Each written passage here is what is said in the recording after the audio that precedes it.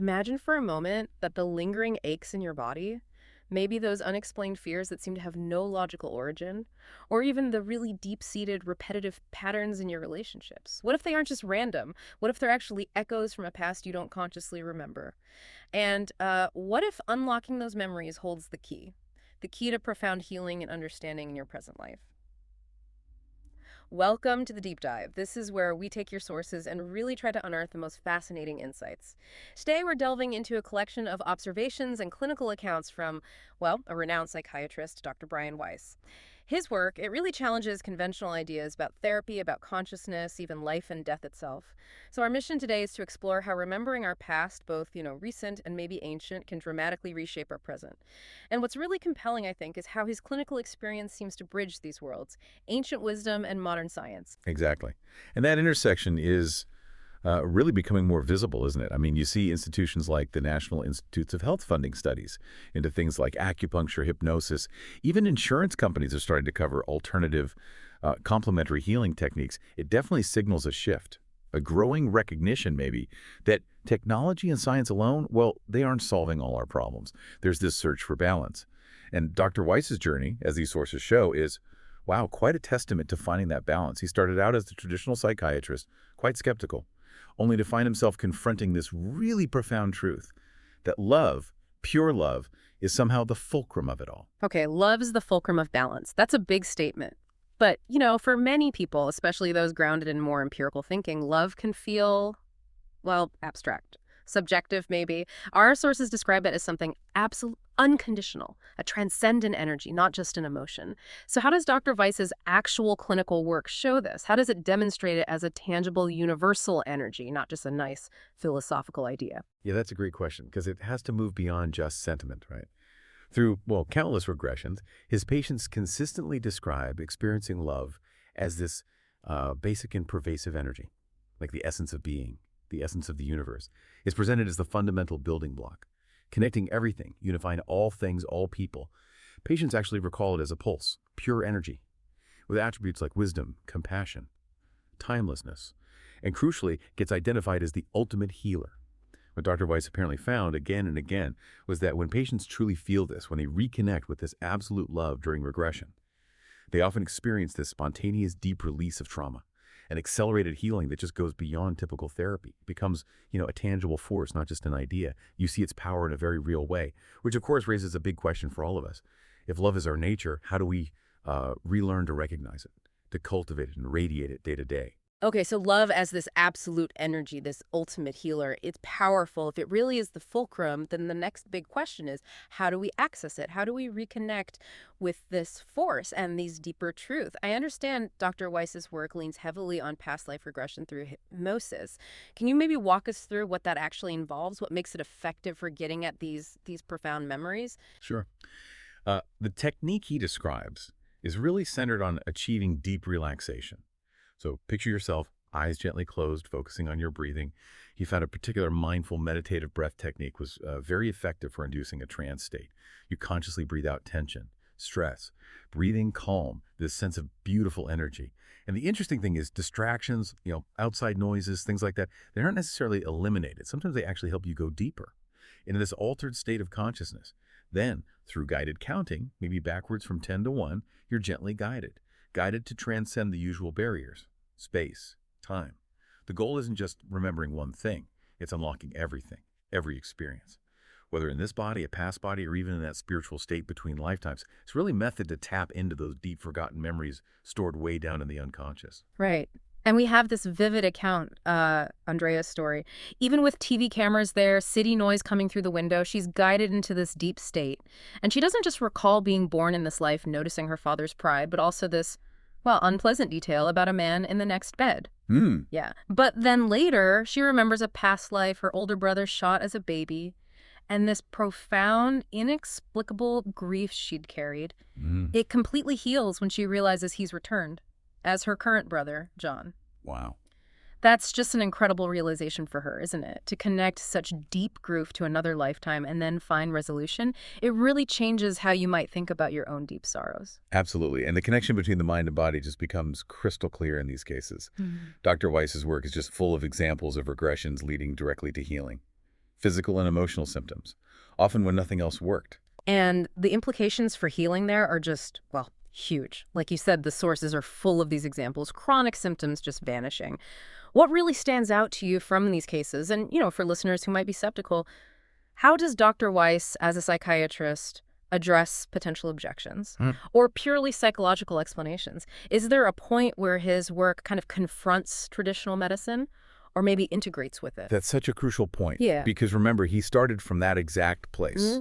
Skepticism. Yeah. What really stood out for him and what you see in these case studies is the immediacy of the healing and how complete it often was.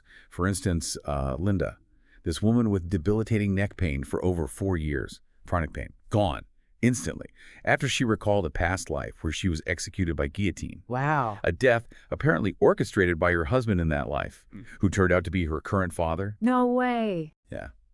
And the memory didn't just release the pain. It explained why she seemed to hate her father from birth. It transformed their relationship now. Dr. Weiss, initially he struggled. He couldn't easily explain this with traditional psychology. Metaphor, delusion. It didn't fit. Because the healing, physical and emotional, was too fast, too complete.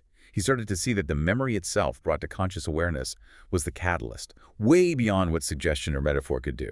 Another one is Tom, suffering from stomach cancer, a burning sensation exactly where he was shot. Oh, yeah. In a past life as a Civil War soldier. And his current wife, who had left him, apparently couldn't bear to watch him die a second time. That realization helped him release grief, fear, and led to a remarkable remission. So it's clearly not just physical symptoms resolving, it's deep emotional breakthroughs too, relational ones, often tangled up with the physical. Absolutely. Absolutely. We see Sharon weighing nearly 300 pounds. She starts losing weight after recalling childhood sexual abuse in this life, but then realizing the obesity was protective, stemming from even deeper trauma in past lives where she felt unsafe. Ah, I see. The regression let her release that ancient need for protection.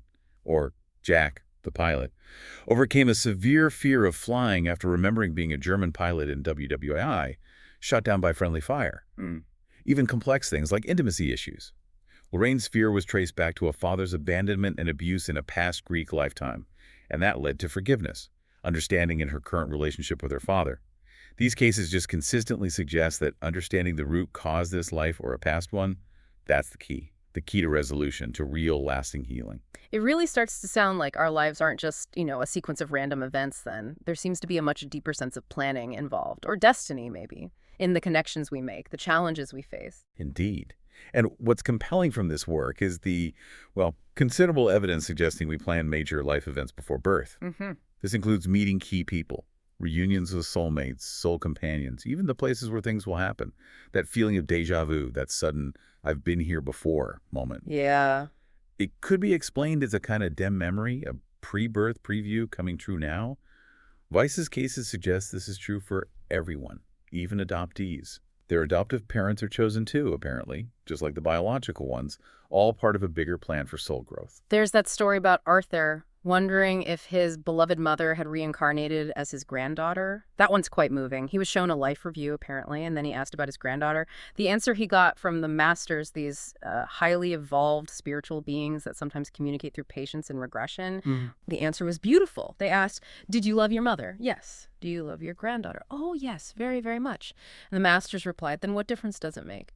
Does it really matter whether your granddaughter was your mother? It's the love I feel for them. That's what matters. It just powerfully highlights that connection, right? The love transcends the form, the specific identity. It's the thread that endures. We also learn that families like that mother and daughter sharing memories of a violent past, they often reappear together across lifetimes. Yeah. Not by chance, but maybe to resolve issues, deepen their understanding of love. Exactly. And this concept, it extends right into empathy too, which seems to be a crucial lesson for our spiritual evolution. Dr. Weiss's observations indicate we've all been, everything. Different sexes, races, economic situations across countless lifetimes. So if we hate or fight others, we are, in a way, hating and fighting ourselves. This deep understanding fosters that core principle. Yeah. We're all connected. He uses that metaphor. Imagine a vast sea full of ice cubes, each one distinct, different shape, size, Right. but all floating in the same water. When the water warms, the ice melts. Everything is just the water. every cube connected. That's a powerful image. It really is. A reminder that there's no true separation, ultimately. Yeah, the ice cubes in the sea. It really brings home that idea of shared experience, unity.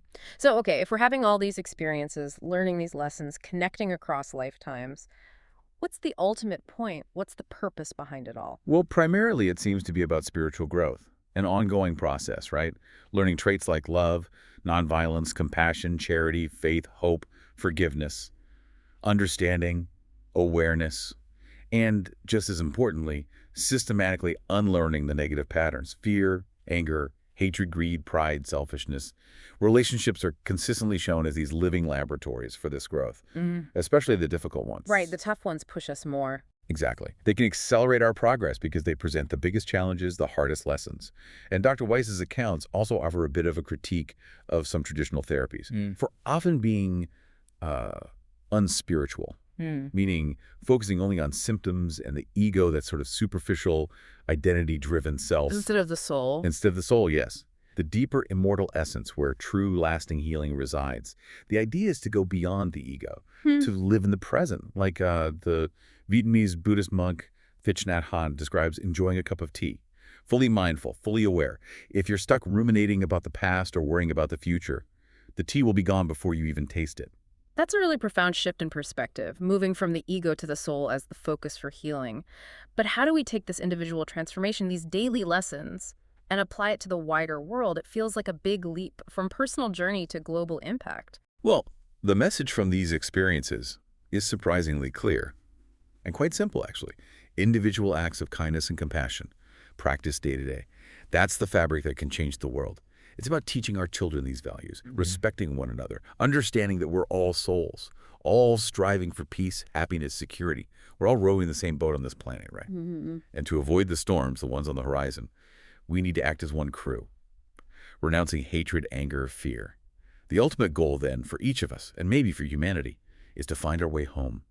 Home to that state of profound love and peace that is our true nature. Wow. This deep dive has really shown us that our lives are just so much richer, more interconnected than we often imagine. We're not just physical beings. Dr. Weiss's work powerfully suggests we are immortal, divine souls. On this incredible journey of continuous learning, evolution, the insights from past lives, from spiritual realms that can unlock such profound healing, understanding, and purpose for each of us. So if these sessions show we're immortal souls, what specific wisdom from these past lives, beyond just the healing aspect, does Dr. Weiss highlight as really essential for navigating our present choices? What's truly remarkable, and it comes through again and again in these regressions, is the consistent wisdom that our true home isn't here. It's spiritual, a timeless place many call heaven, a place we choose to come from, to earth for specific lessons. We never truly lose our loved ones, because love itself is that absolute quality, that energy that transcends death. It connects us eternally. That seems to be the ultimate answer. It dissolves fear, unites all beings. So the essential wisdom is that every choice, every relationship, every single challenge, it's an opportunity to cultivate this love, to learn, to grow, and to remember who we truly are.